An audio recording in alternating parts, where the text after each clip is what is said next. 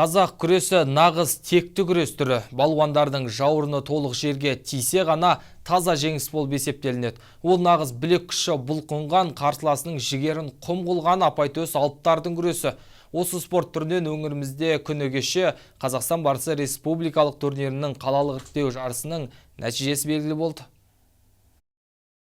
Қазақстан барысы республикалық турнирі 2011 жылы қазақ күресін дамыту мақсатында өткізіліп келеді. Осы уақыт аралығында жамбылдық талай палуан топ жарып халықаралық деңгейде өткізілген турнирде де жеңісті қолдан бермей жүр. Биылда аталған жарысқа қалалық іріктеу сайысы өтті. 60-тан астам палуан бақ сынады. Боз кілемде белдесіп жеңіске жеткендер облыстық турнирге жолдама алды.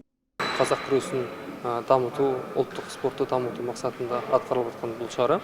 Біз бұған осы жүлде қорын 600 мың теңге бөлдік.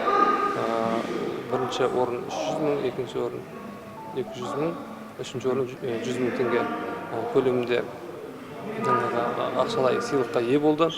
Облыстық жарысқа жолдама алған спортшының бірі Айбол Айтбек. 100 келі салмақ дәрежесінде қарсыластарын басы бұзған әулие-ата барысы. Ол айдейтініміз 2016 жылы Қазақстан барысы республикалық турнирінің қола жүлдегері атанған. Қазақ күресінде жастардың қауқары жақсы. Дегенмен қарсыластарыма дес бермеймін деген палуан қалалық іріктеуде бірінші орынды қанжығасына байлады. Қазір жас балалар өте мықты.